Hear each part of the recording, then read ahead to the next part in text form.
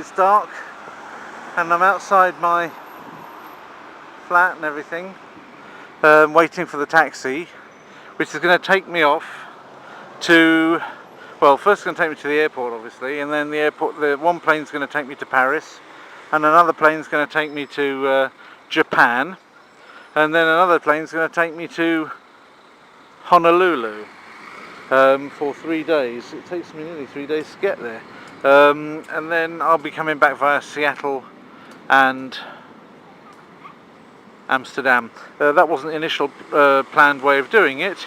It would normally be extremely expensive to do it that way, but because of the accident that took place, the crash landing that took place at Warsaw Airport, I was supposed to be in Hawaii for 5 days, not 3, but they've basically cancelled 2 flights. First of all, we were supposed to go Warsaw, Amsterdam, Seattle, Honolulu, and the same way back.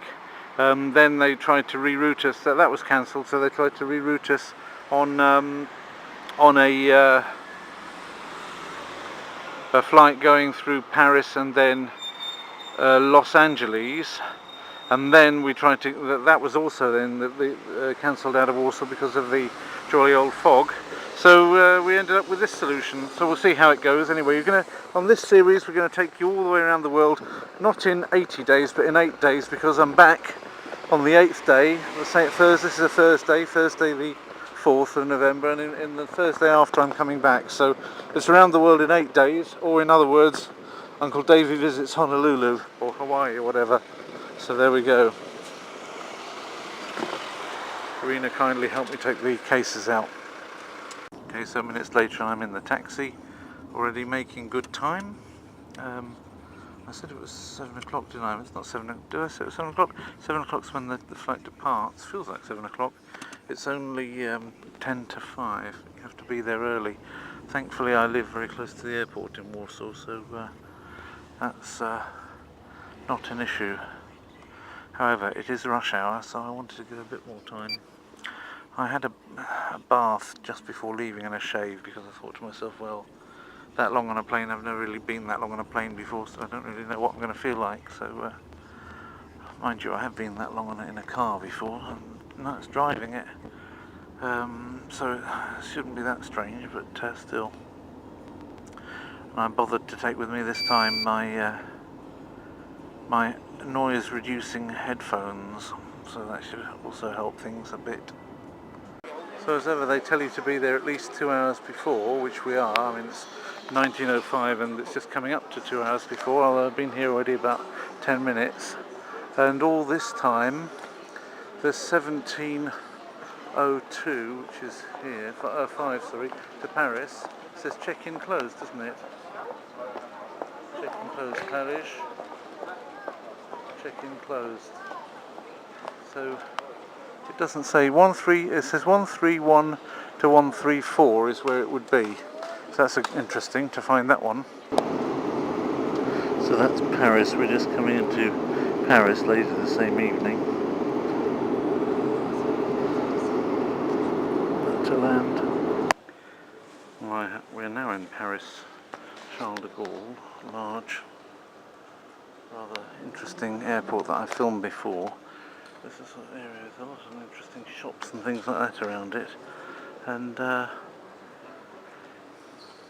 this is the waiting area. The flight's expected on time, and over there is the nose of a very large 777 Air France that's going to take us all the way there.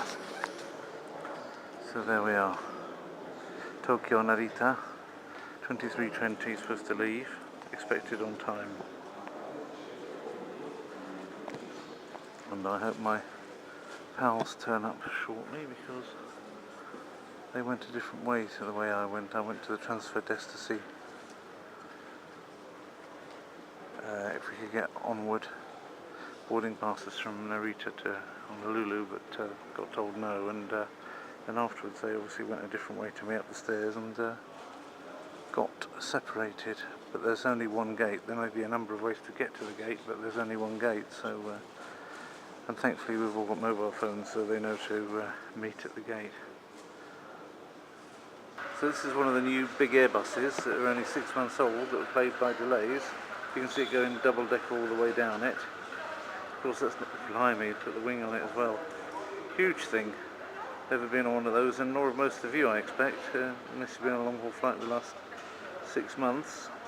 So, yeah, beauty though, isn't it? And this is our one, which is rather smaller and not a double decker. It's a 777.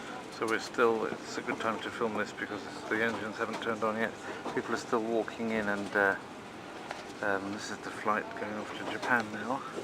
Air France is the only one that gets, of the foreign ones, that gets welcome aboard, correct? Everybody else writes welcome on board, which is wrong for reasons which I can go into if you like, but the French of course have an advantage because they have à bord in French as well. After all, we took it from them, so there we are. Welcome aboard. Got one of those things, got an inbuilt pilot and screen in front there like that, probably pipes, movies, whatever you want for 15 hours. Probably gets very tiresome after a while. I wonder if there's a way to, I suppose it's got an off button, that's the main thing. So I've got one of these International Herald Tribunes with Papandreou, or whatever his name is, doing his usual funny thing. So we're still on the runway, so I don't suppose I'm looking really that much the worse for wear at the moment.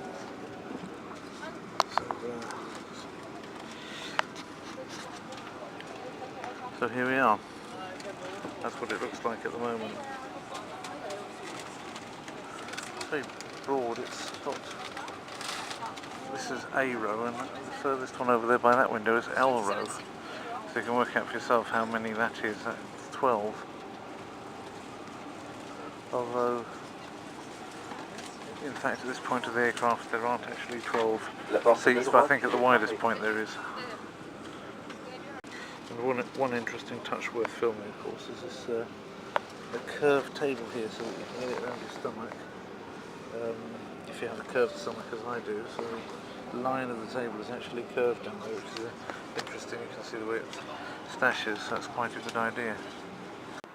So here we are, ladies and gentlemen, Narita, Tokyo Airport, but unfortunately it's dark. I have no idea if you can see Mount Fuji from here, and I ain't going to see it, but that's probably most of Japan that we'll actually get to see.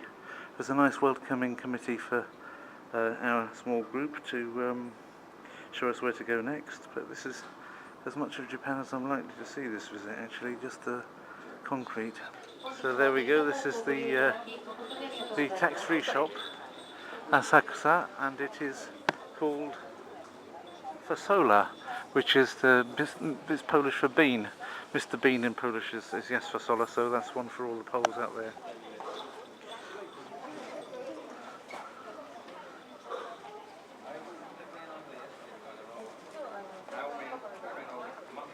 Ah, interesting. Looks like it's a place for Chinese people to congregate. That's Chinese. So now, after a very short break in Narita Airport, we're now on the next one, the Delta 676 to Honolulu from Tokyo. Already been in the air for about 13 hours, and on the journey, since I haven't changed my watch from Polish time, and we set off at, because I left my house at 4:45, which was 20 hours ago. Mind you, I slept for 4 hours on the first flight, so I'm not too bad. I haven't changed my watch in Japan because there was little point. Theoretically, this is now nearly 9 o'clock or 8:30 in the evening locally. But it's about to become the morning of the same day when we cross the international date line and drop into Hawaii, which is quite mind-numbing really when you think about it.